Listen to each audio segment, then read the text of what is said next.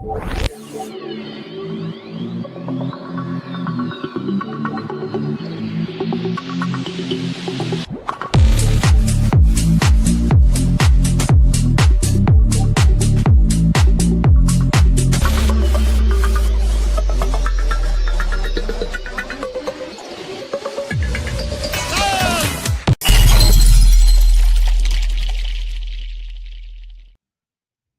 right. Ooh, does it sound good now? I think it's good. Welcome. We are live, Woo Woo Wednesday, and I am joined tonight with the lovely Cate Love. And thank you, sister, for partaking. And tonight we're going to get into some esoteric and occult topics, from angels to demons to Djinn to entities, aliens, and everything else in between. Cate is a fellow 5D experiencer like me and so many others that join in, understand these topics, and well, in understanding these topics, I've been putting together the pieces of what my own experience was over on Monday, and that it was actually an entity possession, most likely a Djinn, that I had enter myself. And we'll get into that. But before we do, welcome, Cate, and please tell the audience a bit about yourself. Hello, thank you very much. Okay, my name is Cate Love. I am a healer and an experiencer, a lover of all things metaphysical. And I'm excited to be here and share my opinions on whatnot, on my experiences. There's so many, and I always have so many things to say. So I'm ready to do it. And we met through Julia, and you were part of my crypto media team at Teslatech this past summer, and we're going to be doing it again next year. And that I got to know you a little bit through there and in interviewing others with you, and that you yourself are a presenter at many of these conferences in regards to your experiences with different, well, right. It was life-changing. Like, it really was. Like, I got to the things I learned and experienced, the people I met. It was so amazing. I'm so grateful for that. Oh, I know. And you and Dale completed the team and made the team. It was absolutely epic. And right, he came through like, yeah, he really did. He came through for sure. Big time. So when I'm down in California later in December here, I am going to definitely be stopping in and visiting with you too. And so let's get into a little bit of just for reference, a couple of your past experiences with different entities. Well, with entities, as far as entities go, I've had countless experiences with them. And every time I have a channeling experience, they teach me something. So like, it's kind of like a trade off of like, okay, I'm going to channel you for, whatever they're asking me to do. Then in trade for that, they share knowledge with me. So I've had a lot of different experiences as far as that goes. As far as like entities affecting the physical, coming through into this physical place and physically doing something, I had an experience with a guy who he had been murdered, right? He'd been murdered in this house, and apparently, like long story short, his soul, or a piece, a fragment of him, was stuck like in the wood of this house. And so we were there. I was working. I do a lot of like renovations, like home renovations and stuff. So we're working on this house, and I'm like, one of my friend's boyfriends was like talking about these evil spirits and they're going to hurt us. And I was like, what? When was the last time you heard about a spirit hurting someone? Like, we're divinely protected. It's not going to happen. And all of a sudden I start hearing this voice coming through, and it's like, you're so fucking stupid. You're such a dumb. And he's talking, like saying all this really like mean things. And usually there's like the greater good attached to these things when they come through, but this time wasn't any greater good attached to it. And I was like, man, just something told me, like, dude, somebody died in this house. And so we get online and we pull it up, and right in the spot that I was in, they had found this guy's body a couple years before that, like trying to escape out the back window. And so I realized, like, he's stuck in the house, he's trapped, you know. And no, actually, I didn't realize that yet. So we leave, we go home, and that night I had to go back to the house. One of my friends forgot something, and so I had to go back, and there was no electricity. So I go back, and like I go to the back door to open it, and all of a sudden I just feel like this feeling of just terror. I'm terrified, and I'm like, oh my God. So I go back to the car, and I get a flashlight, and I go in, and I find what I needed to find, and I leave. And I lock the door, and I go turn around to like run to the car. And this thing snatches me up and twists me around and throws me on the ground so hard. Like I was in so much pain. Like I lay down, I'm like, I wonder how long I'm going to lay here before somebody comes and finds me. Cause I didn't think I was going to be able to walk. And there was nothing there. There was nothing that I could have tripped on. There was nothing there. And it was just open sidewalk. And then I look down, I feel something cold, and I look down, and my leg is like gushing blood. And there was like, I go to the emergency, and there was so many splinters in my leg. The doctors couldn't even believe that all these splinters had gotten in my leg. And all that, what I took from that was that he was trapped in the wood of the house, and he needed help getting out, and he was trying to get somebody's attention, you know. And so anyways, I go back to the house, and after that, and I told him, I'm like, look, I know you're trapped here, and I'm going to help you get out. I'll help you, help to, release you from this. And so I had figured that out. And 3 days after I did that, he came back, and I channeled him for his brother who owned the house at this time.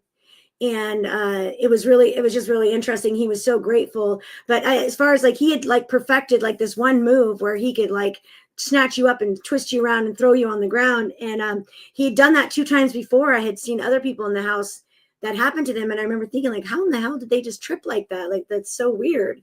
But he was trying to get our attention. So that's how he went about it. Now he's definitely demonic. He was just a trapped spirit, like a ghost. Yeah, a trapped spirit that was really wanting to not be trapped anymore. A victim that's imprinted a fractal of their spirit, and that's where we get ghosts from. And that's a legitimate experience. I remember you telling this story at Teslatech to me. And that I almost interrupted him, but was going to say the splinters, right? And like that, there's no way that like you fell on, like he picked you up, you were on grass and cement. Like there was no way this wood. There was no redwood anywhere, you know. Right. There was no wood at all, like no wood. It was nothing there I could have tripped on, and it was like my whole leg was like splinters all the way down, like it was splinters in my leg. And redwood is actually poisonous for humans, so like it, you swell up, and it's not, it's not good at all. And there was like thousands of them. So I doubt, it was really bizarre that he was able to do that. Well, but we're coming to this place where everything's much more like multidimensional. So like the veil is so much thinner, and those of us who are aware of it, like we are all more interacting with this reality of these non-physical beings. It's totally more, it's real. 100%. And that children are still attached to it, and the elderly, when they're passing over, they that's why they start talking to Grandma Jimmy or whoever's next to them and stuff. Yeah, they're actually talking to the spirits that are next to them there, and then you're passing back into the spirit realm. And that mediums and anyone in the 5D reality, once you experience it, you're able to access it. And it's in the West, they try to trick us. They teach us this YOLO mentality, and that, you're just crazy, this and that. But it's like, no, these things are very much real. And one of my ghost encounters from at a young age was at the famous Hart Mansion, where the wrestling family, the Harts, all lived. And that there was a few of them that had died there. But before that, there was this Italian family that had been murdered there in like the late 1800s. And before that, it was actually this rural hospital for the Springbank region, and that's even written out of their history now. But I was good friends with Tanya Hart, who is my age, and she'd have me over there lots of times and like told me the history, like growing up. And she always warned, don't look in the one mirror at the top of the stairs. And at this one party in grade 7, my friend Bobby looked into it. He shrieks, he falls backwards down the stairs, breaks his leg, tells us What? about What happened? What happened when you looked into it? well, so then I was curious, and the next time I was over there with Tanya, and she's like, do you really want to see? And I was like, yes. And she took me up to it, and this horrid scream, yeah,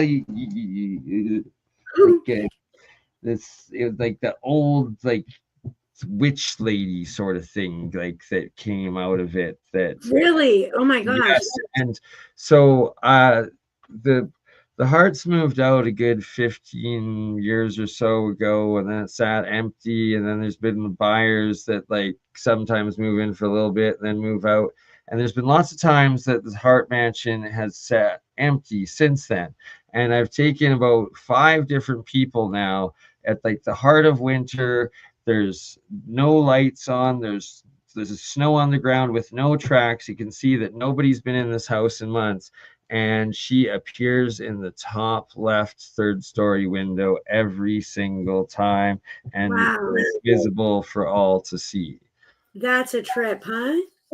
Yes. Now I wonder, now that would be like a kind of like something I have discovered is that a lot of times these hauntings are like energetic imprints. It's kind of like a recording that just keeps like it keeps playing itself over and over again, right? Oh, absolutely, right. And like because Tanya told me, like, as when I was a kid, she's like, yeah, she's actually pretty nice to me, but she like uh is angry at everyone, sort of thing. And it's like, I think it's like the old grandma of the Italian family that got murdered, or maybe someone that died when it was a hospital, who knows. But it's like it had been there her entire life, that like she grew up with, sort of thing. And like, yeah, that's wild. That's wild. Yeah, there's a place here in Northern California where this guy murdered his family, and people go there. It's like it's an attraction. Like Unsolved Mysteries has done a bunch of shows and stuff. And at night you can hear this happening over and over again. Like, and that's terrifying to me. I don't want to have any part of it. But I know that it's like a recording. It just keeps playing itself over and over again. And I knew a guy that had a show. He had one of those ghost hunter shows.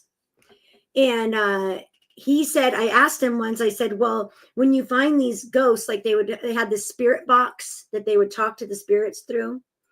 And I'm like, when you're asking them questions, are they answering the questions from a one life perspective of like a human being perspective of somebody, or are they answering the questions from an all-knowing being perspective of like, once you're on the other side of the veil, you know what I mean? You're going to answer questions differently. And he was like, wow, he's like, I'm gonna have to get back to you on that. I'm not sure. And so the next day he calls me up and he's like, they're answering from a one being perspective, you know, it's just that. So it's, you know, and I'm like, well, okay, so it has to be like it's like a piece of that person or a piece of that experience, you know? right, it's like the spirit compared to the full soul, or compared to source. And so I resonate very strongly with what you just described, and that this one time I encountered a straight up demon. It might have been the devil himself trying to make a deal with me. And it was through this Aboriginal woman that I know, Roli, and her family is of the Sika Nation, and that they're a shaman, medicine man family, like for generations. And that this one time she came over, and there's like a bunch of partying people, and someone offered her this line of ketamine, and she did and so she was always schizophrenic, and that she was one of the last survivors of the native residential schools where they were abused and stuff. Like, she was taken away from her family, put into the residential school. Very famous genocidal thing in Canada that they're trying to now make up for. But she was actual victim of it, and so, and that her family still is like this shaman family that travels between the U.S. and Canada in the Siksika nations. But so when she did this ketamine, she looked across the room and looked at me, and she's like, "Wow, Bernie, this is the first time I've ever had full control of my thoughts, and the voices have all stopped." I was like, "That's amazing, Rolly." And like, then I like went and sat next to her, and then all of a sudden, just like that, the pupils went completely dilated.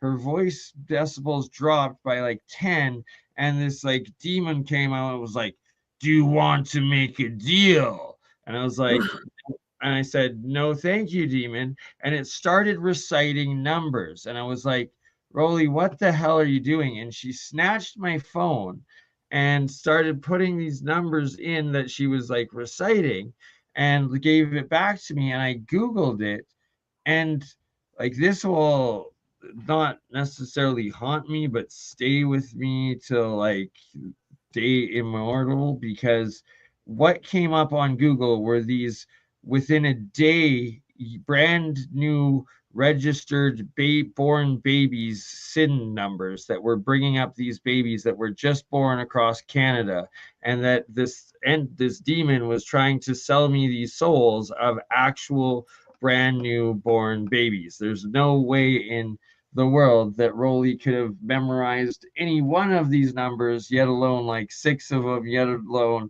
like had that. Like, it was the most messed up, like, how could it be possible thing to experience, only for then me to say no, and like refuse the offer several times, at which point again it clicked, and it was back to Rolly, but like this more angelic version.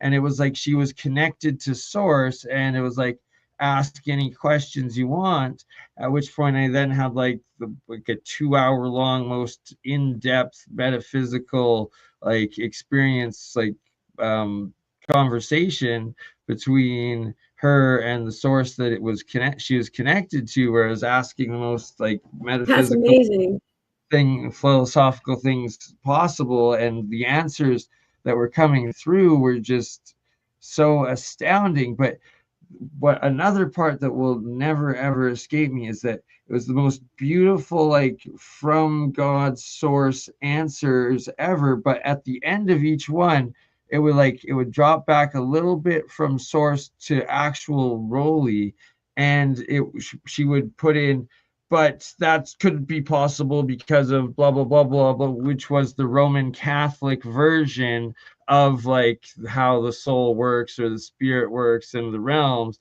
And it was like literally her trauma from being at the residential schools run by the Jesuits that put that into her, that like she was conditioned to have to like say these things afterwards, even though she couldn't even remember what she had just said prior to it. It was just a wild experience. That's what, yeah, that is a trip, huh? I mean, I guess it goes along with like the polarities of good and bad, right? I mean, it looked like she was like connected to both. Exactly. And well, I've kind of had this suspicion and philosophy, well, for a long time, and being a spiritual alchemist along with the material alchemist, is that God created creation, right? But then had to create destruction for the cycle of life, where you have like growth and decay and whatnot, right? And that as humans, we each have an angel and a demon on our shoulders, but the third dimensional realm that we are is our conscious free will. Which one do we choose to feed? Are we going to be more good than bad? That, there's the duality of good and evil in everyone, but it's which wolf or bear do you feed within, and which one do you listen to? Right. Well, how amazing is it to be born into complete darkness and find your way all the way back to the light by yourself, right? I mean, that's such an amazing experience to have, just to get to come here and do that. I've been thinking about that a lot myself, and I have come to the conclusion that, well, in fact, it is absolutely necessary to have polarity in order to have physicality. So in order for us to have this physical experience, we have to have the positive and negative to be able to, you know what I mean, know what chocolate cake tastes like and what it feels like to fall in love, and how, you know, falling down, skinning your knee, all of those things. You have to have that negative and positive. Those two things have to be here, you know. Absolutely. You have to experience the bad times to appreciate the good times. Right. Exactly. Yeah. And yeah. Like, how do you know what you want unless you know what you don't want? Exactly, right? And that's God's ultimate test in creating like the devil and the fallen, is that in order to get back into heaven, you have to resist on your own free will the temptation of the devil that's going to test you first, right? Like, Right. and For that's sure. why the intent is pure. I guess believing in I guess the devil, the whole concept of the devil is something that I have a hard time with, as far as like, so I know that what December 21st, 2012, when this planet made it through the precession of the equinox, that victory, that ability to do so, and for us to not have to be like reset again, you know, was the fact that there was enough human beings on this planet that believed in a divine creator, you know, that there's one power. I resonate with that, and that we And so are like now the devil in would be the second power, you know? right. And so that to me kind of like, but I think there's aspects of it. There's definitely those who are there's aspects of it, those that are negative and have those abilities, but I think that if there is a devil, the devil isn't as definitely is not as powerful as the divine creator. Oh, absolutely, of course, right? And that's the whole thing, and that we all are like created in the image of God. We all have a piece of God within us, and that connection to the divine spark of consciousness that is source, and that it's the pure white light, and that we were in a yellow dwarf sun slightly off from the pure white up until 2012, and then 2012 hit, and now it's a white pulsar sort of sun that is coming through, and it seems, you know, is that the pure full divine light? Have we connected back to pure source sun?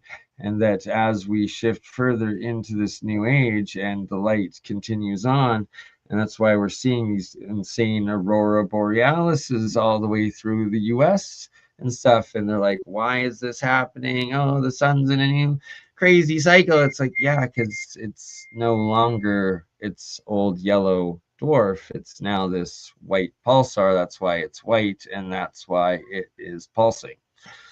So yeah, and I remember the sun looking different. I remember driving home from taking my kids to school and looking at the sun and thinking, that is a different sun. Like that sun is not the same sun I've been looking at my whole life, you know?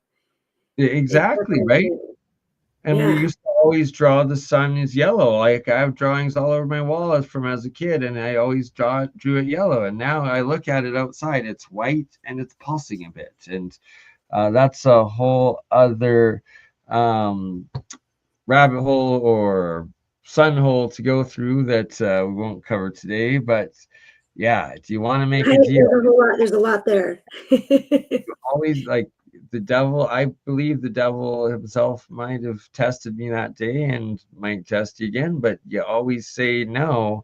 And that's how I maintain and retain and train my ability to channel source and continue to build my sovereign connection between myself and creator consciousness. So I know a few people that didn't say no, you know, and they said yes, and their lives are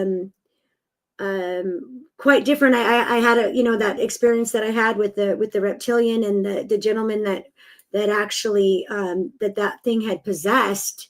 He had sold his soul, And I think that's why it was so easy for them to possess him, you know? And isn't that interesting, right? That someone that sold their soul to the devil, and then it's like the reptilian negative entities that then are able to manipulate, control. And there's a lot of testimony of like different witches I know and stuff that also experience these what they call the Draco, the reptilians, and that the devil's depicted as this Right, reptilian exactly. thing. Yeah. And yeah, it's very, how many times in a row does man bear pig need to show up before man bear pig is real, right? Right. Oh, believe me, I've had, my life is consistently affected by the reptiles, and you know, and it's kind of, it's like one of those things where I'm like, you know, shouting from the rooftops trying to get everybody to believe me, when really I guess I just have to, like, you know, relax, and but I mean the things that happen is just, it's just, yeah, really insane. And I know that I'm a focus. I remember when I became a focus of theirs, you know, and they, once they realize that you are emitting light, and that you are part of this group of souls that are emitting a frequency that is basically the where they can't exist. They can't exist in our frequency that we are emitting, you know. And so the last thing they want us to do is to create it. So they do all these things in our lives to keep us from being able to do that. And so it's like a consistent battle to not let them get their way, you know. Right? Like they feed off the negative energy, and they're what essentially could put us into like the negative depression spiral sort of thing. And then you know, they say there's psychosis and schizophrenics and whatnot, and it's like, well, potentially they're just attached to these entities and Right. voices. That's what these voices are all along. And that's why up in why the churches always did exorcisms as opposed to treating with drugs. And what is pharmaceuticals? Well, they're giving them most of the time these downers that is deactivating the higher frequencies that your brain and that your soul spirit operate on, and it's putting it down just to the most basic, where you're at fight or flight, love or hate, just action, reaction, the polarization. And that's one basis below the third dimensional reality that we are, where we're then is our free will, and that you're sacrificing your free will by going into this polarized mentality. Yeah, most definitely. I think that the any kind of pharmaceutical, any kind of band-aid or psych, you know, these psych drugs that they have out there are really very super dangerous. You know, they're just numbing something that's a connection. I know that a lot of schizophrenics, you know, research I've done with that is that, you know, their pineal gland is overreactive. You know, it's emitting a huge amount of DMT into their system. Oh, I was unaware of that. And Mm. imagine that, the pineal gland, the third eye, where supposedly the consciousness enters and exits the body, and the DMT to the spirit realm over activating. Um, that almost sounds like it's scientifically like Right. Yeah. Like they're experiencing dream state, but they're up walking around with their eyes open. So then they're seeing things that they generally wouldn't see unless they were in bed asleep. But now they're, you know, in the middle of a dream, even though they're awake. And you know, it's a matter of, because their pineal gland is releasing this dimethyltryptamine into their system. Ooh. Without them actually, you know, volunteering for that. Which if we were strong, if we had a strong enough mind, and we were able to control that, and our pineal gland wasn't calcified with fluoride, then we would be able to invoke that whenever we wanted to. And I need to transition from what you just said, so I'll be right back in 1 second. Okay. That. Okay.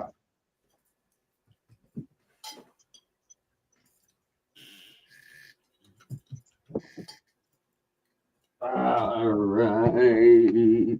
I think I got the camera. Okay. So, what you just said about half awake and experiencing it, and this is now the perfect transition into my potential demonic possession or Djinn possession that I myself have figured out was what I experienced on the Monday, and that I was first it came to the conclusion with my dad that my dad has seen me where I'm like this half zombie where I stay awake for 3 days at a time, and by the third day I'm able to channel, like, because I call myself the cosmonaut because it's like my half my brain is out connected to source and the universe and whatnot, and that's when I get the best scientific breakthroughs.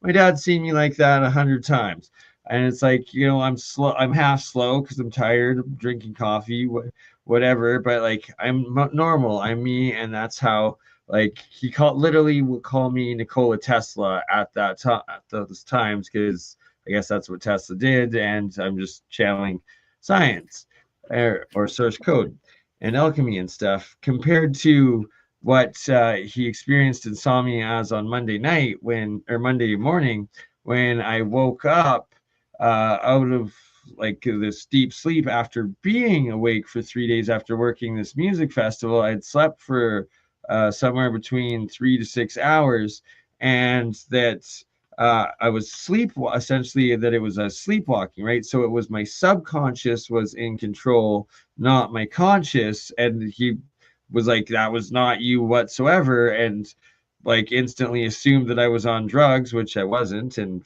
like went to the hospital, got blood tests, proven not on drugs, and the rest of it. But that since we've been talking about it and figuring out what happened since then, we first came to the conclusion that it was like I was sleepwalking and it was like a night terror sort of thing. And that as a child that I used to get them once in a while, and like it was no thing, just never happened as an adult.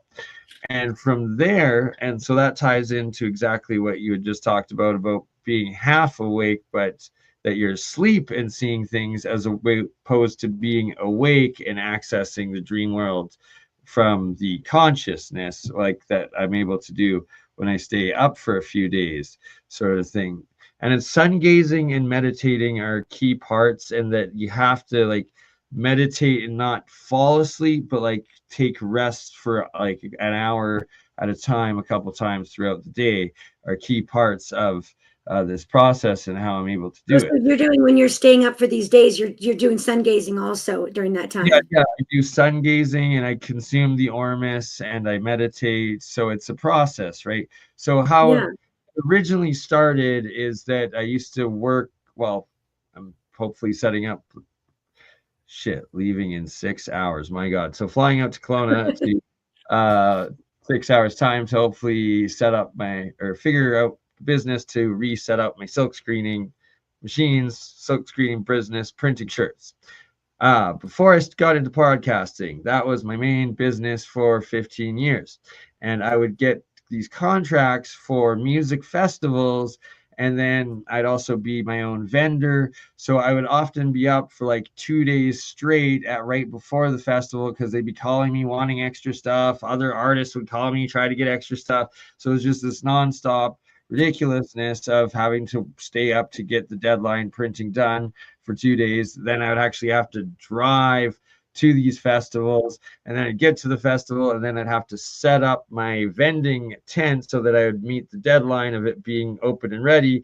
And then I would pass out for a day because I'd have my employees there to work it and run it and whatnot, and I could finally rest. It was just like how things went, and how I like got into these cycles of being awake, working for 3 days, then sleeping for a day.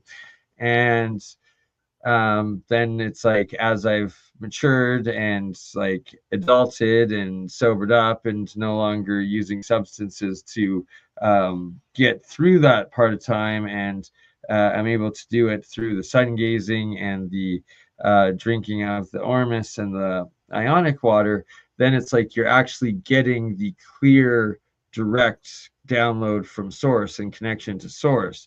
Where if you're doing it with a psychedelic or with some drug, you're getting the interference of that spirit, of the spirit of the plant or whatever substance you're using. And if it's an artificial chemical, like the crack, the meth, the fentanyl, these horrible ones, that's why there's no spirit attached to it. It's this completely artificial means, and it's why you see people literally selling their souls. They become criminals, they rob from their families, they do whatever they can because they're addicted to trying to break through into the spiritual realm. But it's this fake addiction instead of them focusing on themselves, of being their highest spirit, the best soul possible, the alchemical gold within, to reach that Christ consciousness that we all have, to access that ourselves.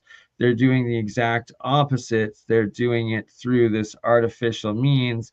And that's when these entities and demons take control, and they essentially turn from the normal person that they were, and they're lost in La La Land, losing their mind. And you have these demonic and possessed evil entities out there. I think a lot of times these substances also absorb the energy that is emitted when they're being created, and when they are like whoever they're passing through. You know, when people are buying drugs, like what kind of, how did they even get to this country, and what happened with the people that brought them, and you know what I mean? Did they, like, what kind of experience were there, and what absorbs it? The criminals, the trafficking, and all of it. Good. That's another very good point. And so and that's the exact inverted evil than the original sources of where indigenous people would have, like, the rite of passage to adulthood, where you'd take a psychedelic and you'd go experience the connection to nature and the spirit world through that substance. And that the whole purpose of that original experience is that once you actually experience it for yourself, you now know that it's real. And then the purpose and goal is to be able to get yourself to that state of stillness and connected with the universe. You can get it yourself, and you don't use or need the substance and the intoxicant, which is intoxicating your experience into that realm. Right. That's spiritual alchemy 101. I love it. Right, and it's what I've experienced. Okay, so back to this entity that I experienced on Monday. And that, so I was talking with my dad. We were going over like the sleepwalking aspects, and then I'm like, and Dad, what did my eyes look like? And he's like, oh, they were like saucers. You were like this owl. And I was like, okay, so I was possessed by another entity. All right, so, and I'm like, okay, Dad, so chances are it might have been like a Djinn sort of thing that came through. And he's like, yeah. He's like, and my dad's never, ever, ever talked about anything like this, or like believed anything like this. And he's just like, yeah, the little goblin must have come in Halloween. And instantly in my mind, I'm like, no, it happened in the full moon recently. Like, I just said that like as instinctual. And that, as I said that, I got the memory back, the specific memory of being asleep in the chair that I was passed out in, and that I had jolted, and that this the silver zinc monoatomic reaction or reactor that I had running since the full moon, the full supermoon. I had left it going over the last week. It wasn't making anything, but it was still plugged into electricity, and it was this open jar, and it was right behind, and that it had actually spilt on me, that it had spilt over me, and that's what had woken me up. And then all of a sudden I got the memories of like me like cleaning it up and like putting it back into the jar, and like this actually happening, and then like blanking out. And then that's what led to this entity entering and possessing me. And then the next hour of lost time when all of this happened. And it just confirms the entire story, how it got into me. And then that when I further talked with my dad, he was like, I'm like, well, like, was I doing anything evil or angry? He's like, no, like you just didn't, you were just like kind of like grasping for stuff. I was like, oh, like something was in me that wasn't used to being in a human body. Like it was struggling to actually stand and it was trying to stay up. And like my dad was like, yes, like that's exactly what you were doing. And then I'm like, okay. And then he's like, and then you fell down like the front cement stairs. That's how you injured yourself. It wasn't the cops like you're restraining you. It was actually you, like you fell down because you couldn't really walk. You're trying to grasp onto trees or anything. He's like, and then you were like wrestling on the grass, like with the blue recycle bin sort of thing. And I was like, I'm like, okay. I'm like, so, and then I told him about the angel and demon thing within, and that, like, you know, I always feed the angel more. And I was like, what did it look like? It was like the angel fighting the demon within me, and I was fighting myself. He's like, oh my God, that's exactly what it looked and sounded like. And I'm like, oh dear God. So I definitely am getting the police camera footage, and I have a vision of you wrestling with the blue recycling bin I outside. am going to be scarred for life when I see it. I don't want to watch it, but for the sake of science and alchemy, it has to be done. Uh, so, and then like my dad's like, yeah, like you weren't restrained by the police whatsoever. You were like extremely like they were polite to you. You were very receptive. Like all your injuries were from yourself, and like Well, he's why like, did the police come? How were they? Why were they there? well, my dad called the ambulance because he's like, he didn't know what the heck was going on. He like, I'm out of my mind. Like he thought like No. didn't know what to think. He like literally didn't know what to think. And because he's seen me 100 different times where like I'm a zombie, tired, been up for days, but it's like he Mhm. hadn't seen me as like sleepwalking night terror sort of thing since I was like 14, right? So that's the last thing he's gonna think. And then my pupils completely dilated like owls, like thinks I'm probably on drugs or something, doesn't know what's going on. And it's like, so when the paramedics came, they then gave me some sort of tranquilizer, which put me out, and I fell back asleep. To which I woke up within 5 minutes of departing my house in the back of this ambulance. And I just woke up completely back to being Bernie and normal. And all the paramedics were astounded. They're like shocked. They're like, oh, hello. I'm like, hey, like, yeah, my name's, gave my full name, like date of birth, address, literally to the day and what it was. And they're shocked because like this has never happened before. Like it's either brain trauma or like drug substance abuse or psychosis, none of which you just, they gave me apparently too much, like so much sedative that like I should not have been able to wake up. But it was like it just, I went to sleep, I hit that sleep thing, and then instantly woke back up as myself, and the thing is gone. And it was at that point. So after I'm like talking to them, we're about for about 5 minutes. We're still another 5 minutes away from the hospital, and I think it was a demonic possession. And then I tell them about how I'm an alchemist and how like there's these sigil things involved with it all, and like it wasn't intentional. And they're all looking at me, and they're all in their heads, and one looks directly at me and is like, legally we can't put that as the cause, but and like it's all they could come up with, like so yeah, that's that. And I'm definitely now always getting the water blessed by a priest or nun or spirit woman, regardless, good intentions, not letting that happen. Right. And Yeah. What do you think? What aspect of that mixture do you think within it was the catalyst of that? What would be? um, so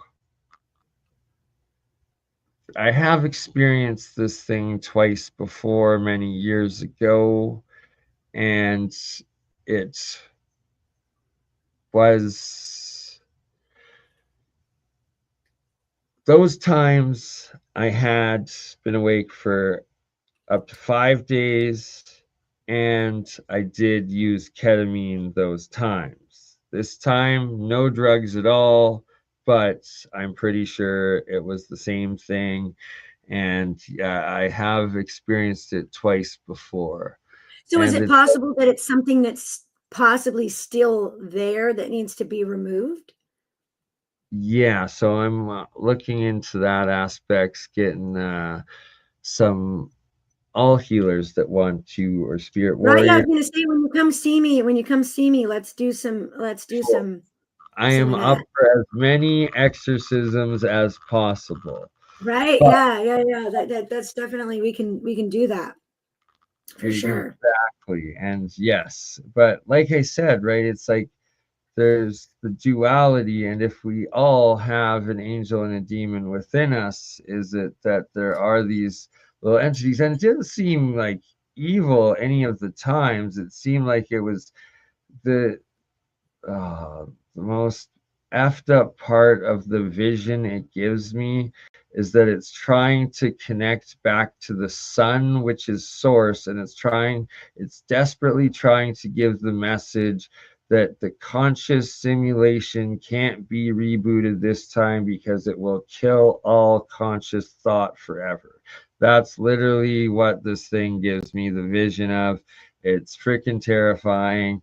And yeah, Well, so, it's okay. Well, I mean, I sweet. think that goes back to what we were talking about earlier when you say reboot. You know how I was talking about the reset with the planet, and how we didn't have to be reset because we were able to make it through that place. Yeah, Um, I mean, it could be very possibly have something to do with that, because it doesn't sound like there was anything really necessarily evil. Like if it was a Djinn, exactly. um, you Right. know, it could be a block. Like you have a block in a shot in your chakras, maybe like your crown chakra. There's a block that's hindering your connection to the sun. You know, Th- This, right? You're giving me a lot to think on. And it's like, especially if you had been spending time sun gazing. right? If you've been sun gazing, Yes. Well, I started sun gazing after the very first experience that I had with this thing, like 6 or 7 years ago. So, that's always been the message, even Yeah. before when you came in contact with it. That's what you felt. Yeah. And it's like it gave me the message the second time. And then it's like it kind of put that same message in again this time. And it's like I was trying to reach for the sun as I was like trying to make it outside my house. It was weird. Huh. Well, I mean, the sun's so powerful. I connect to it every day, and it's definitely, like how Bob Greenyer was talking about how he had proven the reincarnation with the DNA, yep. and the connection to the sun and the DNA, and that that's the DNA is our DNA is this antenna that connects us to our Akashic records. And our Akashic, I believe that our Akashic are that the sun, it's all within us, most definitely. That all happens within. However, it's also the sun connects us to that. I believe.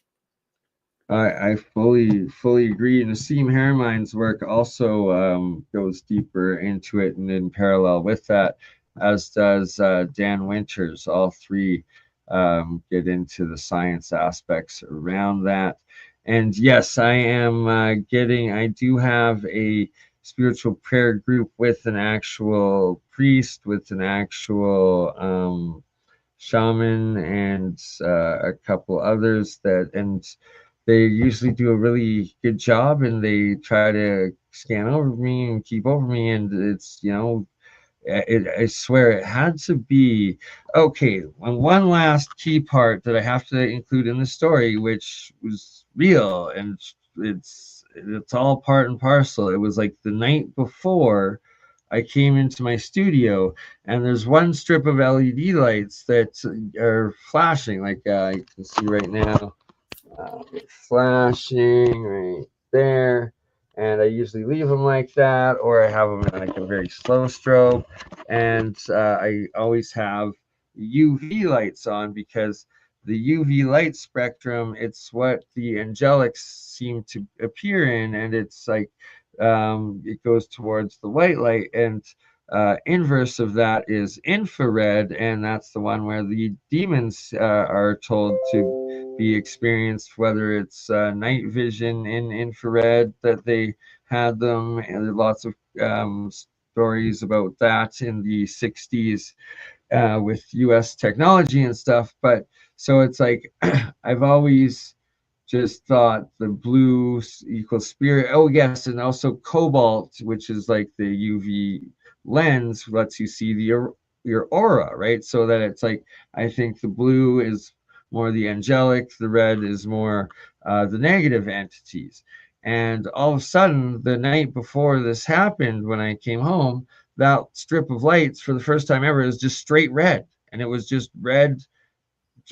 It was just on as red, and I was thinking weird, and I'm like, should I leave it on as red? And I'm like, that might be demonic. And in my head, I thought, you know what? Let's do an experiment and test this. And I did leave it on red, and well, now, like Now we again, see what happens there. Right? Yeah, I mean, it was obviously enough to scare your parents enough to call the ambulance. So, I mean, and that's like my dad had to, because like I was like I fell down, I couldn't walk. I like it's regardless of whether it was an actual other entity or it was just like the history I had as a kid of sleepwalking and night terrors. It's that the subconscious was in control, and that the conscious mind is active, but it's the subconscious that's interacting with anything. And thus couldn't walk, so I fell down. I injured myself on the cement stairs.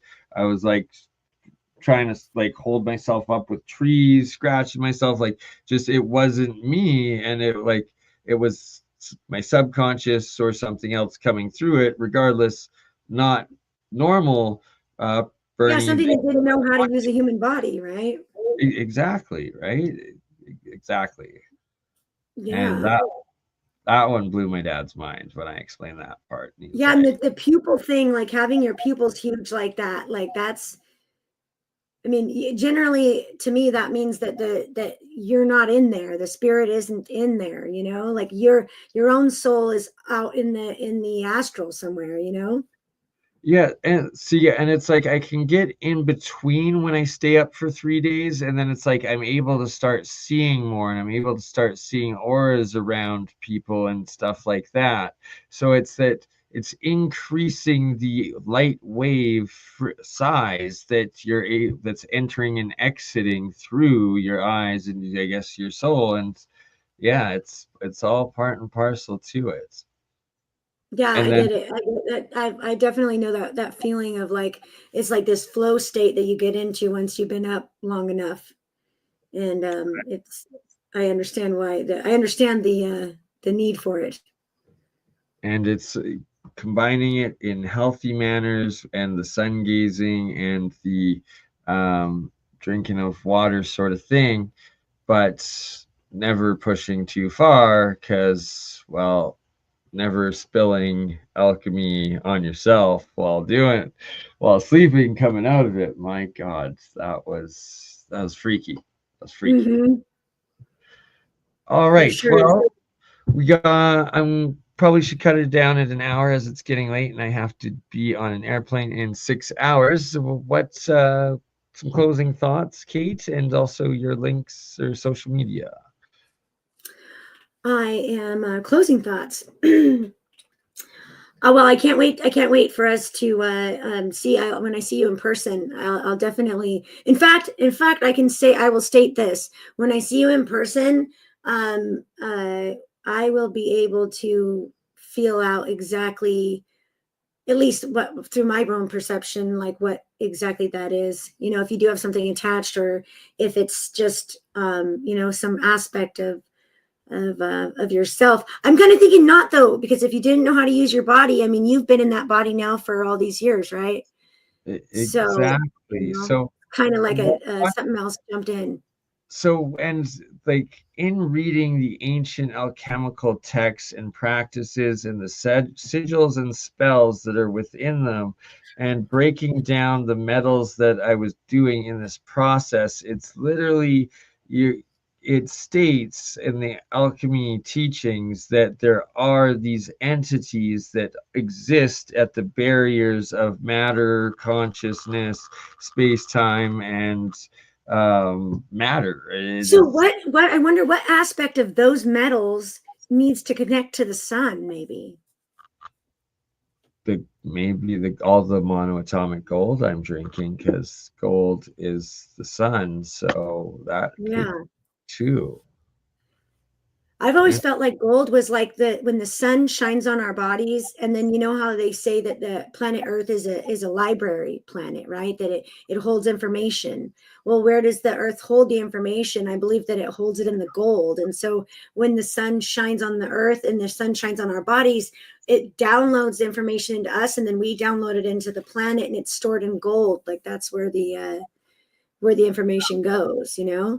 Absolutely. And it's like they use gold in solid state hard drives. And my purple gold, it starts out as white monoatomic gold, but then Uh-huh. I put it into the summer solstice sun, and then it turns into this purple gold, which means that the sun rays are actually turning into physical photon particles, and it's physical photonic sunlight particles combined with physical gold particles that make this. So this is actual light and gold that I am Yeah, that's consuming. amazing. Do you sell that? Apparently it goes for like 9,000 an ounce. Yeah, right, Emma. I have yet to, and I do use 24 karat gold to make it. The deal I have is if you send me 2 pieces of pure 24 karat gold, I will make it, but I keep half and you get half back. And that, I guess, is half the price of what it would be for, selling it at 9,000 an ounce. But Right? So, for okay, you, one more question about that. You know okay. you had told me that colloidal silver wasn't colloidal silver, that I was using the wrong term. What did you say is the right term for that? Okay, so if it looks like this and is blue, that's colloidal silver, or if it's got metals in it, that's colloidal silver, and it refers to the little nano pieces. And the Yeah. water that we drink, that is the ionic silver or the ionic gold. And that's when the monoatomics dissolve back into the water. That's the good stuff, and it's called ionic. And then Ionic silver. Okay, so when making ionic silver, are you using the same process to make the monatomic to make that gold? yes, absolutely. I use the same in in all of the processes. Awesome. I'm gonna get me some. I'm gonna make me some of that there gold. I'm Right? really good at making the silver, but I haven't made any gold yet. So So just like the silver is attached to the moon cycle and makes a bunch on the full moon and none on the empty moon, the sun I figured out is attached to gold, and you have to make it during the day while the sun is out, and that's when it makes the monatomic. If you do it at night, it turns to this black oxidized stuff, and you're literally wasting your gold. So really yeah, interesting. I will teach you how to do it while I'm down there in California because I will be visiting. I would love And that. I would love that. In fact, I'll 100%. hold you to that there. Oh, I will hold you to that. Yeah, I would, because I would love to. I would love to figure that one out. I So, will. but I it's promise. the same thing as DMT, because when you're processing that, it has to be in the dark generally, or not in direct. There, you can't put any direct sunlight on it. But I guess that goes along with the whole, the DMT grows. I mean, it comes from the root of the bark, and I guess it's only the root of it's only the bark of the root because it is underground and it's not in the direct sunlight. Interesting. And then it's made in the body by the pineal gland. Right? I know. That's going to be a topic for a whole other show, and we're going to do many more with Miss Cate Love. And Cate, thank you for joining. And thank you. What's your social media? Because you do so many different little inspirational videos, and you're a presenter at so many conferences. How can people follow you? I'm the Sovereign Priestess on YouTube, and then on TikTok it's Divine Alchemy. Cate Loves Divine Alchemy on TikTok, and Instagram. I believe it's just Cate Love on Instagram. Cate Love. Cate Love. Generally, you can find me on all platforms. And she is Cate Love, the Cate Love, lovely Cate Love. It was a pleasure. Yes. We will do this again, and can't wait to see you in a month or so. Until then. Look forward to it. Thank you so much. And thank you, sister. I'll talk to you soon. You shall. You crazy mother. Yeah. It's just BurnEye. BurnEye just like last week, huh? Weekend at BurnEye's.